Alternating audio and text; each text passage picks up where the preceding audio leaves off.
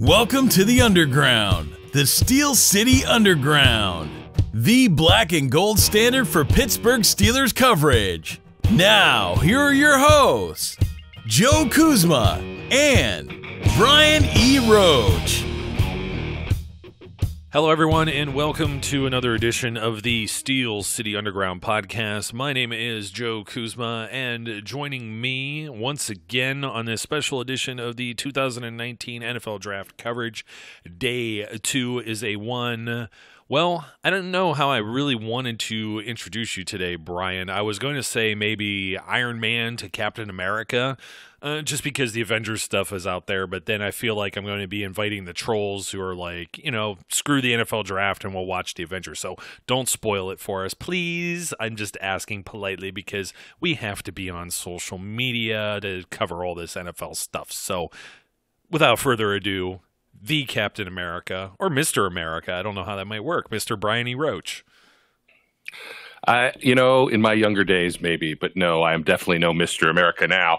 But I like being Cap. Cap's K. I'm square. He's square. It's all good. I like being Cap. That works, and I will be the dashing rich guy, in my dreams. But you know what, though, I think those two guys are fitting for us because neither of them really have superpowers. Captain America's is because of super soldier serum, and Tony Stark's is because he has a lot of money. So, without further ado, as we're going to talk about the NFL draft now, and let's just jump right into the Steelers picks because there's probably yinzers with pitchforks out there. I know I'm a little disappointed, Brian, because if you remember a few years ago, I was real high on an edge rusher out of Youngstown State, my alma mater, and his name was Derek Rivers, and I even had a chance to speak with him, and I even joked with him because you ask, okay, what teams have been checking you out, and he had a laundry list. He had like 13 teams. Of course, he mentions the Steelers because he knows we're affiliated with the Steelers. He says the Jets and I think the Packers, and he names a few, and then he says the Patriots, and I cut him off in the middle of his sentence. Uncharacteristic of my journalistic abilities, I can't even talk. And I said, anywhere but there, please. And he laughed, and I said, I'd be happy for you, So, and I'm still happy for him. He got a Super Bowl ring. A guy comes out of a small college. It's a guy you followed. You're rooting for the underdog there. But once again, the New England Patriots get an edge rusher that I wanted. That I had no ifs, ands, or buts about this. We had no feeling that Chase Winovich was going to get. We were thinking he could have been a first rounder. We didn't think he would make it out of round 2 or get to the Steelers pick at 52. The Steelers didn't have pick 52 anymore. They traded it to the Denver Broncos. And then lo and behold, pick 66 comes around and Chase Winovich is there on the board and they don't select him. But the Patriots end up getting him between the Steelers' third-round picks. Yeah, I will say this. I was hyped on Chase Winovich, whether it was the golden locks, whether it was just that, there was some kind of weird love affair going on there. I have said from the get-go I would not have taken him in the first round no matter what. I might have taken him in the second round.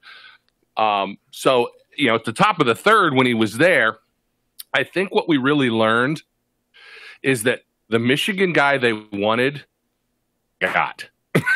Yes. I that's think the way it is. Yeah, they had Chase. Well, just so everybody knows, usually the dinners that they have with these athletes is to kind of woo them, and almost unanimously, some of the dinners the Steelers have had over the last few years have been one of their picks.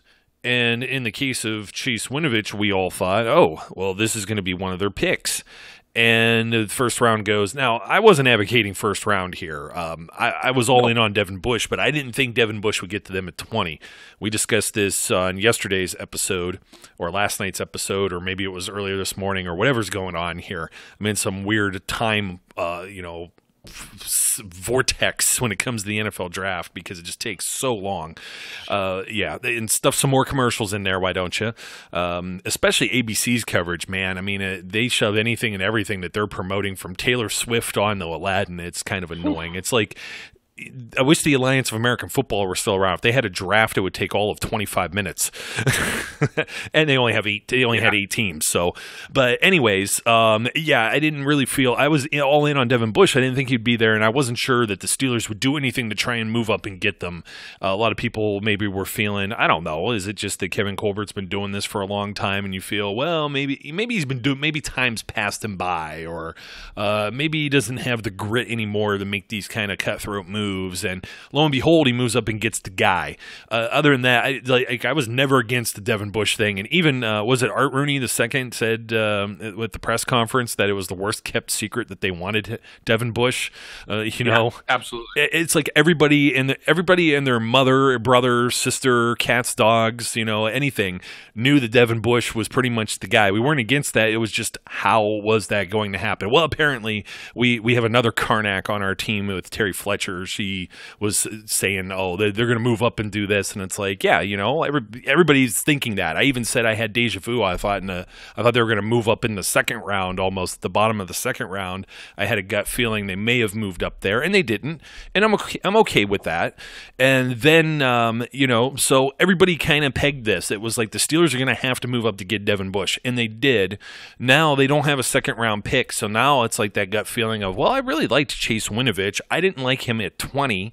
We made the same type of arguments about, TJ Watt, whether he was a first rounder when he was selected very late in the first round, and whether or not he would have been a second rounder or still been there. Terrell Edmonds, people will debate this until the cows come home. The main thing here is that the Steelers get their guy in the first round. They did not have a second round pick, so when the third round rolls through, and they have the second pick of that round, and one of these guys that I really like is still there, I was almost like brokenhearted. And I don't know, maybe it was the gold locks. It reminded me of like a Kevin Green or whatever. But when somebody goes to a team that I don't necessarily like, which is almost all the other 31 teams in the league, by the way. I won't make any bones about it. Some more than others. Like I can't stand the Patriots right now. It should be no secret.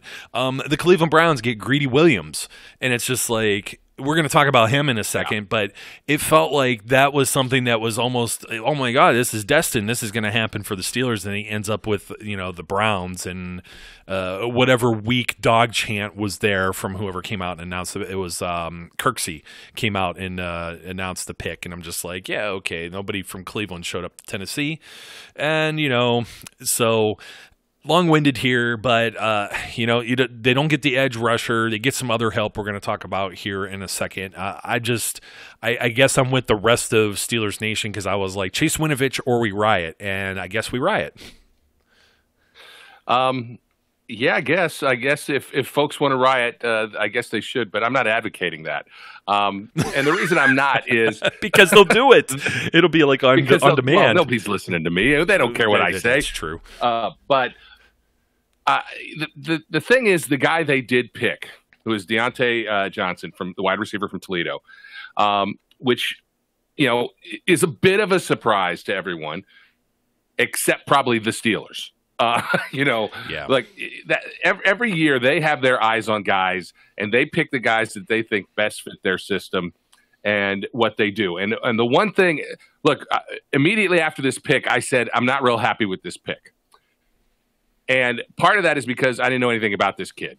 And the professor calmed me down, because the professor basically said, this kid is no joke.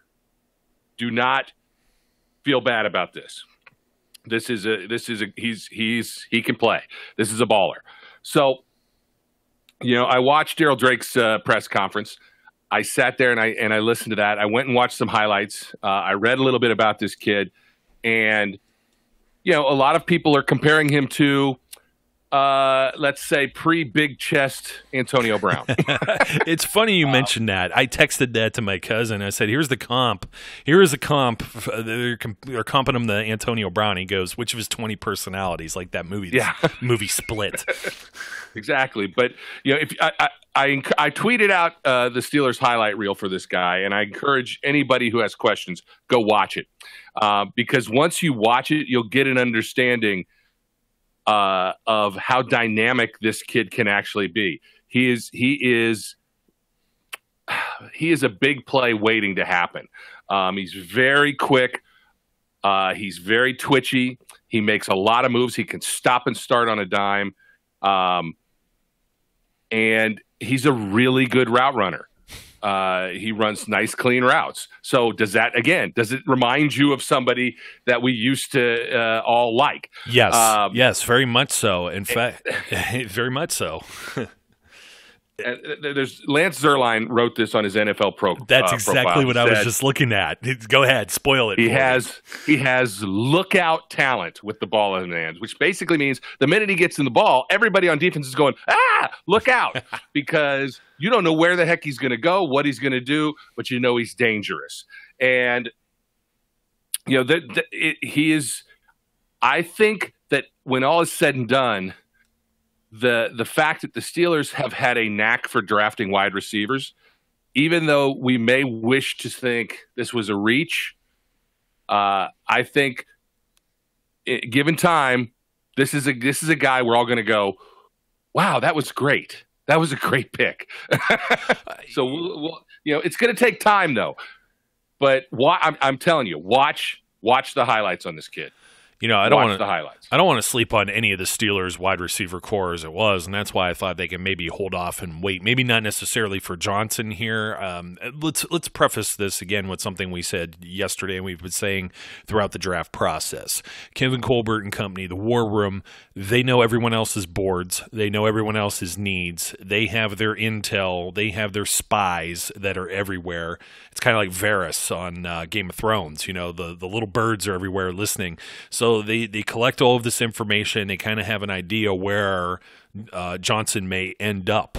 And so you're looking around and you're thinking, okay, between this pick we have now and our later pick in the third round, depending on, they're probably looking at a few names. Maybe Chase Winovich is in there. Maybe Chase Winovich was just completely a smokescreen in order to say, well, they're interested in this other Michigan guy. They're looking at this other Michigan guy. They might have just asked him all questions about Devin Bush for all we know, and just reaffirming that that's the guy that they really wanted. So maybe looking that way when they pass on him. But then again, they didn't have a second-round pick, so they didn't have that luxury, and maybe they liked Diontae Johnson a little more. What I actually thought you were going to say here now, they probably, maybe they felt they couldn't let this guy slide. Maybe they felt somebody else was going to end up snagging him or moving up to snag him that had like a love affair. Maybe somebody that had some more picks or had a wide receiver need. Okay, I get you. I feel you. That's basically the stamp on Terrell Edmunds last year, and the reason he went in the first round. But did you scroll up a little bit more where where Lance Zierlein says this on NFL.com, his NFL comparison? That's why I was kind of giggling, because it was Pro Football Focus that had him. I think it was Sam. Is it Monson? I'm trying to remember his name. PFF Sam, I think, is his handle, and he said AB, but Lance Zierlein says Emmanuel Sanders. So it is a guy that we're familiar with, and and anybody could be Antonio Brown. It's kind of like saying, okay, replace Ryan Shazier. Antonio Brown's Antonio Brown, Ryan Shazier's Ryan Shazier. These are their own guys. But these guys in this case, Johnson here, he has Ben Roethlisberger as his quarterback. I'm still not going to sleep on James Washington. I'm still not going to sleep on Dante Moncrief. I still like the shifty slot receivers and Ryan Switzer and Eli Rogers. And, of course, Juju Smith-Schuster has proven his worth already and proven to be a wide receiver one. This just makes this just a very scary and versatile wide receiver core. Now, I know we were kind of banging the drum on a tight end. I think that's still coming. Jace Sternberger off the board. Irv Smith Jr. off the board. So there's other names that are going to be coming, here maybe in the later rounds or day 3.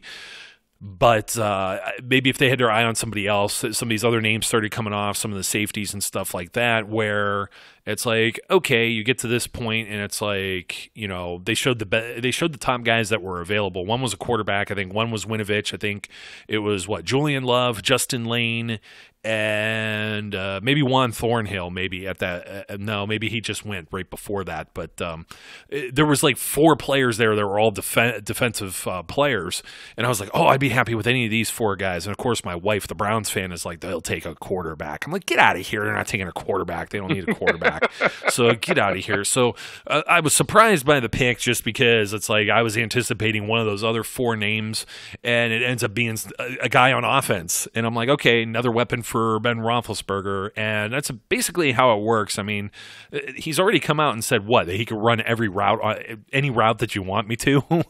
So... Mm-hmm. Or, I mean, he seems like a versatile guy. I know he's a MAC player, Toledo, but, you know, don't sleep on that. There's other guys who've come out of the MAC, Ben Roethlisberger, big checks. So don't downplay any of that is what I'm saying. I'm just kind of surprised just at the fact that, you know, this feels like a second-round pick because they didn't have one, so their second pick overall, once again, for like the 3rd year in a row, is it was Juju, and then it's James Washington, and now, yes, another wide receiver with Johnson. Yeah, I mean, you know, Steenbergen or Mary Steenbergen. I got you saying it too now. Sternberger, you know, he was available, right? And you know, the question that ends up, and Terry McLaurin was available. He went in between this along with Chase. You know, I liked Terry McLaurin as a Buckeye fan. I would have loved for him to end up with the Steelers. He ended up being nabbed by the Redskins, and Sternberger went to the Packers. You know, there were options here. The question being, though, is were those options that they felt were higher value options than Thompson or Johnson? I keep saying Thompson too. I don't know why. Yeah, I don't know why. I want him to be Diontae Thompson, but he's not. He's Diontae Johnson. You call me Johnson, or you can call me Johnson, whatever it is. That's an old routine. We'll call him DJ, but I think that'll work. Yeah, DJ. And you know, Daryl Drake in his press conference also said, you know, that Tampa Bay's head coach called him and cussed him out for taking him. Now Tampa Bay didn't have a pick in between, but Tampa Bay did have a pick after our next pick. And it's who's to say they wouldn't have moved up. So if they really wanted this guy, that's the one thing that carries out throughout the process. If you're sitting at a pick and the guy you want is there, you take him, because if you don't, you'll end up regretting it. You know, if this is the guy they had high at this point on their board, who am I to argue with them, especially about a wide receiver? And we will have to wait and see. You know, the rest of the options that were there all had some viability, but, you know, they kind of, I guess you could say, if you were confused by this pick, you were less confused by the next one. Well, that is true. And before I even segue into that, you left out a very important detail of who Tampa Bay's coach is, and if cussing if cussing is really out of the norm for him, it may have just been congratulatory for all we know. So, yep. I mean, what was it? Wasn't it they put him in the booth for Week 1, right, with the Steelers and Browns game, and he swore like in the first 5 minutes, and it was a running joke. They were like, "How's he gonna be able to clean up his language to do this?" And he didn't even last 5 minutes on a live broadcast before he dropped something. So I feel his pain, even though I do this show. People who know me personally, I'm the son of a truck driver, so I'll say that much for you. Factory mill worker and then a truck driver. So just put those two together. If you've ever been around those environments, nobody can even be offended by that, I don't think. And if you are, I got some swear words offline for you. So, Bruce Arians, man. I mean, yeah, who can't love that story? But yeah, you know what? Some other guys that were kind of, at least on our radar. I mean, the Steelers did visit with them. I mean, they had him in for a pre-draft visit. He should have been maybe one of these names we mentioned yesterday and didn't. And, we didn't even mention some other ones because we were kind of feeling like, you got to go somewhere other than wide receiver maybe. Maybe it could have held off or waited a little bit. But you're going to like this, Brian. There was a run on wide receivers. There was a run on cornerbacks. There was like another position. I want to say there was a run on, but I don't think they said it on TV. What was that? They didn't, and I'm annoyed. I'm annoyed. They didn't. The biggest run that occurred was on offensive linemen. They get no respect. Yeah. There were tackles, there were guards, there were offensive linemen flying off the board, and they would not say, "Oh, there's a run on offensive linemen." Nope. You stink. I hate those guys now. I'm not even sure which broadcast you were watching, but I agree. Doesn't matter. They all stink. They all stink. Get rid of them all. Jalen Hurd went with the very next pick after Diontae Johnson, DJ, to the 49ers. We got to find out if Diontae has a nickname. I need to know this information like yesterday. Yes. We got to find this out almost instantly. And now we're looking, and we were talking. Yeah, okay. Tight end is still a need for the Steelers. Jay Sternberger ends up going. Terry McLaurin, one of the Buckeyes, goes. Chase Winovich goes. David Long, one of the corners. Okay, so the Steelers had already. Speaking of AFC North, and let's plug this real quick. Greedy Williams goes to the Cleveland Browns. It was their first pick of the draft. They gave away their first rounder for Odell Beckham Jr. They take Sione Takitaki, who I personally had him a little lower down, and he's had some kind of questionable things here or there, and they're trying to project where he might be. And then there's Greedy Williams too, who. How many cornerbacks went before Greedy Williams? I mean, yesterday we were banging the drum because there was like, one corner that went yesterday? Was it Baker? Was DeAndre Baker the only one who went? DeAndre Baker was the only corner that went yesterday. Yeah, so you had Byron Murphy, you had Greedy Williams, you had Rocky Sin, and many others and everybody except for Greedy came flying off the board, and you're like, well, wait a second, this doesn't make any sense. This guy was supposed to be like arguably one of the top corners, not even like a top 5. I think we were arguing like 1 and 2 with fits with the Steelers, and all of these teams were avoiding him like the plague. And obviously he's talented, but what's the red flag there? Because before, when we've had these kind of feelings with certain players, you fall in love with certain players and then watch them, even with Chase Winovich for that matter, although we didn't have him as high. These guys are falling into like the third round practically and stuff like that, falling deeper into the draft. So all the Browns are all happy. They may have their guy. I don't know. We said they needed secondary help. The Taki, however, and if you're going by Lance Zierlein, or if you even want to talk about the professor and some guys like that, I got to find out where our professor had him at specifically. I don't want to put words in his mouth. I know he had him as a day 3. Fifth. Yeah, day 3 guy. Zierlein had him as maybe low 4th. Round 7 - priority free agent. So, I got Browns fans texting me, I love my draft so far. Well, we all love our drafts. We want to see our teams improve. And I think, our confusion and or disappointment with who we wanted and necessarily, I won't say we're necessarily disappointed in Diontae Johnson. This wasn't what we were expecting. So now you're kind of like the wind's out of your sails, and then the Steelers do take somebody that we had on our radar anyway, and Justin Layne, right? I almost drew a blank here. Justin Layne comes off the board, corner from Michigan State.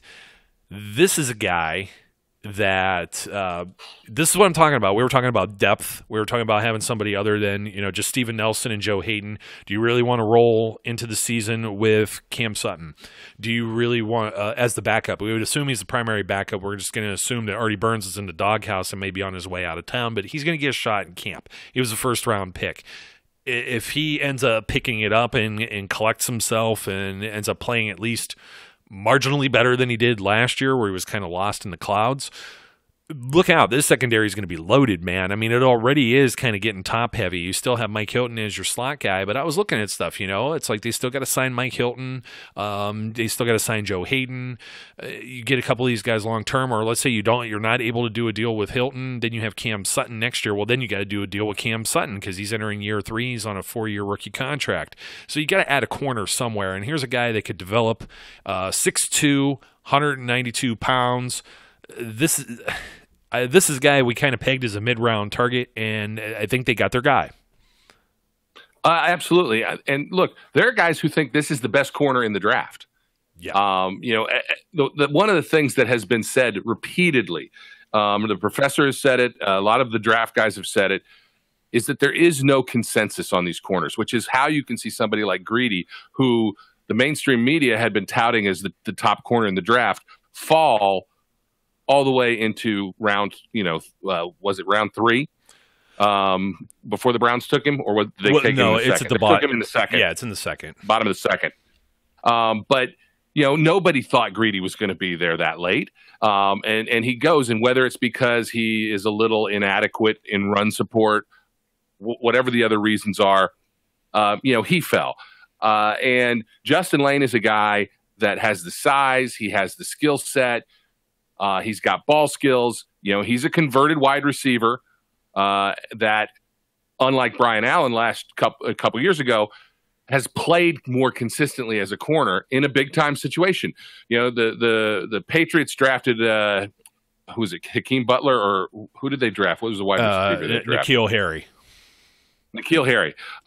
Justin Layne played against him and played well. So you're not talking about a guy who hasn't played against some big time college receivers. This is a good, solid pick. Probably a kid who could have been a second round talent, who some people thought could creep into the end of the first round, and the Steelers get him late in the third. This is a value pick. If you got questions about the wide receiver, and I'm willing to give him a pass simply because they've got the history of knowing what they're doing there. Just a little bit. Just a little. This is a solid pick here, and one that I think Steelers Nation should be excited about. This is a guy who can potentially be a long-term corner for you on the outside, and he can play press, he can play zone, he can play man. He's kind of a jack of all trades. So this is a good, solid pick. Now, and he's 6 foot. And he's 6'2". He's 6'2". So he's a big guy. You can't teach 6'2", right? Yeah, absolutely. You can't teach size. And this could be, look, you got big receivers in the division now. The Ravens moved up and took Boykin from Notre Dame in the end of the third round out of their wherever they were. They moved up to, I can't remember, 30. I think they had the last pick in the round, and they moved up to 30. So they took an edge guy earlier than that in the third. They were like us. They didn't have a second-round pick anymore. They took Jalen Ferguson from Louisiana Tech, and then they took Miles Boykin from Notre Dame. So they've got double receivers. So, the more we can stock that cornerback room is the point I'm making, the better off we are. And I'm real happy with this pick. I can't stress that enough. Yeah, and I mean, Chauncey Gardner-Johnson was another one that was there, possibly a safety from Florida. We were throwing some names out there, and then all of a sudden it was like, okay, Julian Love and Justin Layne are there. Yeah, I'd be happy with maybe either of these guys. We were even talking still yesterday, Amani Uwariye from Penn State. Yeah. And, I mean, I was still thinking that he would be either a late third or maybe going into day three, like a fourth rounder.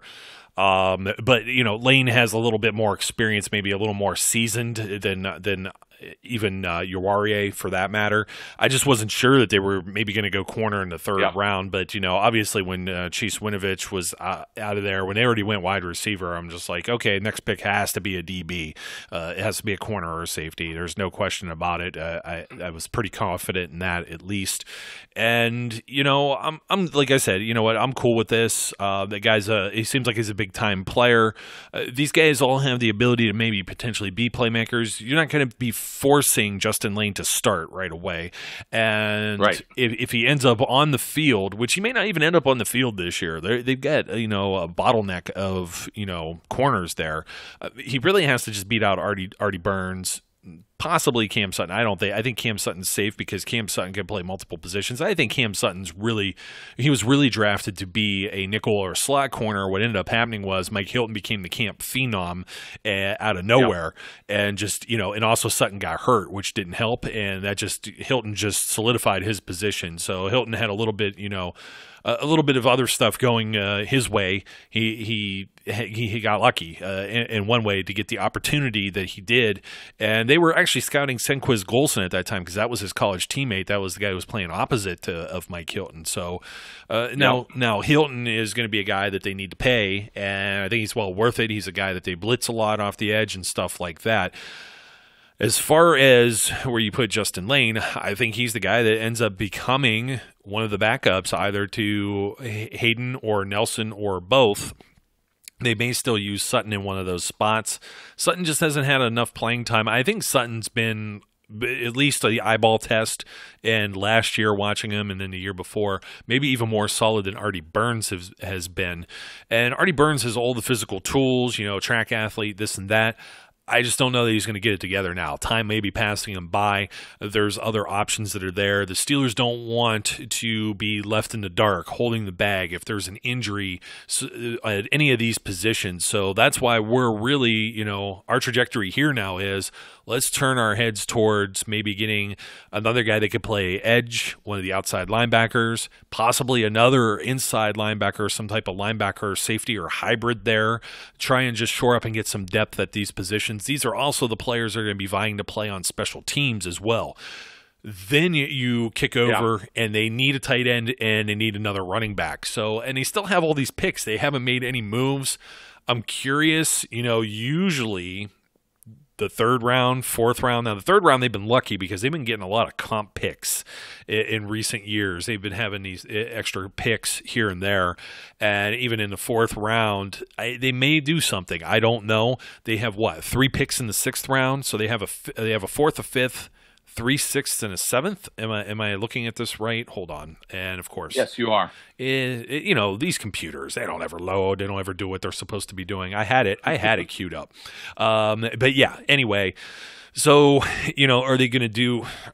Do they have all these roster spots? Like, I don't know. I still wouldn't mind maybe adding another guard and or center somewhere as well, just to have another depth piece there. But I think we're pretty much locked on wide receivers and corners, and maybe locked on DBs altogether. But you got 2 defensive back coaches now that are sitting there in that war room banging the table for their guy. Maybe Justin Layne was their guy. Maybe they still have another guy that's kind of out there as well. I don't know, Brian. You think we're on the same path here as far as what the Steelers, we got to wait till pick 122 in fourth round. Then it's 141, 175, 192, 207, and 219. They're all pretty close together. Overall there, they got a lot of picks jammed all in the same spot. So, did they forsake one of these picks just to jump up 10 spots? I don't really know. I guess it all depends on who else is picking there and how well they know their board. And then when you start to get so late in this draft, now you're starting to maybe throw some darts at the board. Yeah, look, I think the fourth pick, the pick in the fourth is 20. The fifth round pick is the third, which is essentially a late fourth. And then the first pick in the sixth is the second. So that's essentially, a fifth. You look at those are the picks that I kind of care about. Once you get past that, the 20th and the 35th and the 7th round pick, it's not that you can't find a player, as many people have pointed out to me. Brett Kiesel, who announced our third round, one of our picks today, he was a 7th round pick. So it's not that you can't find quality guys down there, but it's less likely. Let's just put it that way. And the Steelers roster is not light. I mean, there's not a lot of room for somebody to creep in and crack the roster. As you said, edge, which is not a strong or deep class in this draft, might have been a place to look. They've got their inside linebacker, but does that mean they can't take another one and provide a little competition? I don't know. I'd like them. I think tight end is a priority since, they lost Jesse James. They released Bucky Hodges. I think that tight end is someplace they're going to look within those draft picks. And maybe if they think there's a guy left, and I was trying to quickly look at some of the tight ends that were left and still available. And, there's a couple, but you're not talking a ton, because I think the top one went. Foster Moreau is one guy that has been mocked to them several times. He's available. The guy from Notre Dame, Mack, he's around still. So there's some targets that they can look at for tight end. The question is whether or not it fits at where they're going to draft. So this is where today is the day I thought they'd make a move.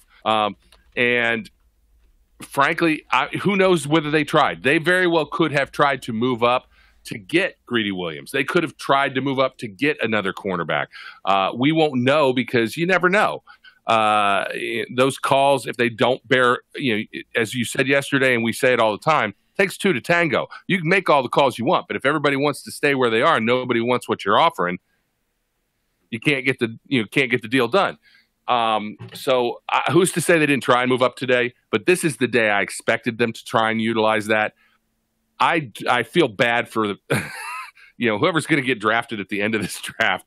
I don't know how they're going to have a shot at making a team, and it feels unfair to be to draft a bunch of kids only to cut them later. But I think that's realistic. They didn't have room for 10 guys. At this point, it'll be 9 because they did at least trade one pick. But even then, I thought it was like 6, 7 guys maybe had a chance to be impactful on the team, and I think they're going to have more than they need. I was trying to look here, and I think Josh Oliver is gone as well. Yes. On this. I was looking at the players that had actually visited, and Foster Moreau, LSU tight end, is one of them. Oh, let's see who else is here. There was another gentleman from Notre Dame, Elise Mack, another tight end. Then there's just a slew of running backs that are there. Oh, yeah. They were looking at Travis Homer from Miami. Damian Harris, he's gone. Ty Johnson, Maryland. Jordan Scarlett, Florida. Mike Weber from Ohio State. Kareth White from Florida Atlantic. They also, of course, they had Miles Sanders in, but he went. He was a round 2 pick. I didn't expect him to last. Did they have Benny Snell in? You know what? I was trying to figure that out. Benny Snell, I thought, was linked to them. Maybe it was a pro day type deal, but he's another name maybe to keep your eye on as well. I'm just curious where they go. I'm thinking 5th rounder, possibly. You said that early 6. That could also be a possibility there too. Quite a few guys that are already gone here, but later round linebackers, Ulysses Gilbert from Akron, a linebacker, Ben Burr-Carvin from Washington, Quincy Williams, Murray State. These are some guys that are probably going to be some of these. The reason they bring them in, they have a feel for this. They have 3 6th-round picks and a 7th-round pick. So they have kind of an idea of where some of these players may be going. Gary Johnson from Texas, I don't believe he's gone anywhere yet. I'm just trying to a lot of names to try and keep up with here. So I apologize if I got one of these wrong. I don't think Gary's gone yet either. I was trying to keep a sharp eye on him. So I think the Steelers do maybe add another linebacker. We said tight end, running back. I don't see any more room for wide receivers or cornerbacks, perhaps a safety. Definitely not a quarterback. And you know what? We got to throw this out there. And I don't think this is necessarily a hot take, but we haven't discussed this. Maybe we did just a little bit. But the potential with having 9 picks in the NFL draft, and if they don't move around, one of these 6th-round picks or 7th-round pick being a specialist, possibly a punter. I wouldn't necessarily. A lot of people I know, they're angry with Chris Boswell from last year. They invested a lot of money in Chris Boswell. Would they? Well, remember, they got 2 kickers on the roster right now. They do, but I don't. I hate to disparage anybody, but Matt McCrane, come on. I mean, he's on the roster. He's on the roster. He could easily be bumped off in 3 days or whatever when all of these undrafted players end up becoming college free agents. So, it depends on what they're looking at. They could draft a kicker. They could. I don't know if they would use the capital and do that. But as you're saying, it's a cruel world. It's a business. That's what the NFL is. Yep. But maybe they bring this guy in and it's the same thing. They drafted Colin Holba and then they still brought in Cam Canada, and Cam Canada, undrafted, wins the job over a 6th-round pick. So, I mean, we defended that pick just for the sake of, hey, they wanted to make sure they got this guy and they needed somebody for Greg Warren. Made sense at the time. This could make sense as a kicker too. It's just, I know they're going to have to eat some caps, some money if they end up getting rid of Boswell.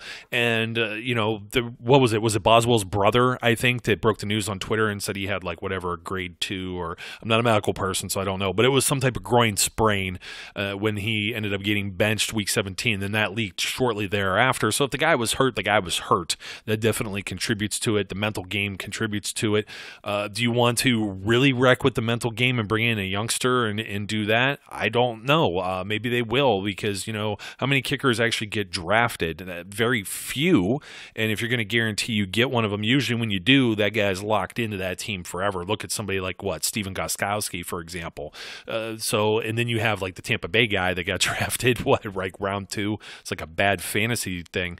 And he was mentally wrecked and out of the league in short time. So it's just something to look at. I say punter more or less, because, you know, they did bring Jordan Berry back. Jordan Berry, who I absolutely loved his first year or so or two in the league, thought he was very solid, was shaky at times. He recovered last season, you know, but still, I think it's something where if you can find a way to improve at a position, why not? Yeah, look, I did a quick look at the kickers and the punters that are listed on some of these draft sites. I don't know who any of them are. Of course not. Why would I? I don't either. But, you know, I know there's an Australian punter in there, so bring in an Australian guy. I mean, it's far from unrealistic that when you get to those last couple picks, if you've gotten every spot you can get that you really think you need, and you want to bring in competition for Chris Boswell, and you want to bring in competition for Jordan Berry, maybe you pick a punter. Maybe you pick a kicker, because you're worried that they're not going to sign with you afterwards as an undrafted free agent, and you lock them up. Well, why not? I wanted to say the other thing too wasn't Jordan Berry's return deal just a 1 year also? So I mean, it's kind of this is a thing that's just a revolving door where you're going to have to deal with Berry again, or it's something where they could easily cut ties with him if they bring another guy in. That's why I was purely speculating on Berry. Now, here's another dynamic to this. Guess who holds the ball when Chris Boswell ends up kicking? So you're going to have to see, if you bring another punter in, how does he work with these kickers? So, you know. I'm sorry, go ahead. I have a hot take for you. No, I want to hear the hot take. I had nothing else. It was just more or less like, you know, hey, this isn't the only thing the punter does. Look, this is going to send our boy Zachadonia off a cliff in joy if this happens. But while I don't think they have room in the receivers room right now for anybody else, Hakeem Butler is still on the boards. He is out there. You know, I mean, this is a 6'5". This is a tight end. I mean, he's 6'5", 227, and smaller tight end to make everyone at to make everyone at SCU backrooms drool. He's got 10 3/4 inch hands. Yeah. He's got huge hands. So only stat that matters. Well, look, if they're going to move up and use some draft capital, why not double dip at wide receiver and get a big guy? You got a little guy, go get a big guy. I'm throwing, I don't know if Butler has even been on their radar. I haven't been paying enough attention. I could go look it up, but I'm not going to. But I think everybody is surprised he's still on the board. Now, whether that means there's a red flag someplace, who knows? Whether that just means there's a heck of a lot of wide receivers in this draft and people don't need that many wide receivers. I'm just shaking my head. That's also a possibility. There's a lot. There's a ton. So it won't surprise me if they do double dip there, especially if there's a guy that they think is talented enough. So it's a possibility. Yeah, absolutely. And just one more thought, and I hope it's not fleeing my brain at this point. Oh, it was DK Metcalf. Actually had some people saying, "Oh, he was only 2 picks away," and I'm like, I wonder what would have happened if they had that decision. You know, what happens if they take Johnson over DK Metcalf, the guy who's, has like negative 5% body fat. I know it's really just 5%, but just think of that. Look up some medical journal or something, or bodybuilding magazine, and see like just about how unhealthy 5% body fat looks like. Like if it's a bodybuilder and it's somebody that's just trying to pop their muscles out on stage and they're dehydrated, that's all for show. I don't know how this guy has 5% body weight and is an athlete the way he is, but I don't know, man. I was starting to get a little nervous there, because we were just talking about it yesterday, the sprint to the podium thing, the way, when we thought Mr. Big Checks was leaving town, got to absolutely replace a wide receiver. Who's your top guy that's here? DK Metcalf. Then he goes out and crushes the combine, and then it's like, holy cow, this is the number one guy. And he goes with like the bottom pick of the second round, and it's just, it just goes to show you that you just never know what's going to happen with the NFL draft and the draft Twitter and all the talking heads, you and I included. Oh yeah, there's no way of knowing what's going to end up happening. Yeah, DK Metcalf goes 64, pick 64.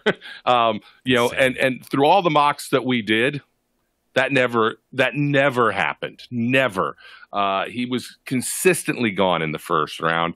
And it's why, look, I'm notorious for saying this, even though I play into it and I'm a big contributor to trying to play this. Mock drafts are silly. Hey, Brian, I got one more for you on the double dip. You know who else is still out there? This was if there isn't a Devin, you got to take him at 20. Mac Wilson is still out there. Wow. Yeah. I didn't realize that. Hey, you know what? Just shows you there's still talent on the boards. Just absolutely crazy. So, well, we're going to cut this one a little short, and we're going to try and come back to you right away with the day 3 coverage as well. And then I imagine we get into, I think at least, depending on where we're at with the undrafted players that get signed, we'll be talking about them as well. So continue staying with us with all of our 2019 NFL draft coverage. For those of you who are listening on a podcast service and or YouTube, don't forget to hit the subscribe button. We appreciate all of our listeners and all of our supporters and all of our subscribers that are out there. And I also appreciate you too, Brian.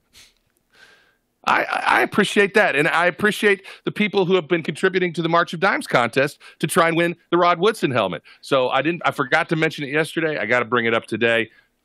We got about a week to go before we give away this full-size Rod Woodson helmet. If you haven't made a donation yet, check the links in the YouTube description or on the website. Make a donation. Put SCU in the comments, and you might win the helmet. Oh, by the way. There is a Diontae Thompson too, and that's the reason why he's still available in the draft, and that's the reason we were getting tongue-tied there, because it was like Diontae Thompson, Diontae Johnson. Yeah, I knew I wasn't going crazy, but I just saw one of our guys. It was Zachadonia. He just retweeted somebody, and I was like, see, I knew I wasn't going crazy. I actually looked it up, and there was like another guy I think that played for the Ravens and went undrafted earlier this decade, and I was like, nah, that's not the guy I was looking for. I swear it was somebody else. I don't feel as dumb for being tongue-tied here, so we can at least be forgiven for that, and many other names we will butcher in the near future. The ones we won't butcher is mine. My name's Joe. His name's Brian. Pretty hard to screw those up. Until next time, folks, you be safe out there. Be safe, be good, and we will catch you later. We would like to thank you for listening and remind our listeners to follow us on social media and our website, www.steelcityunderground.com.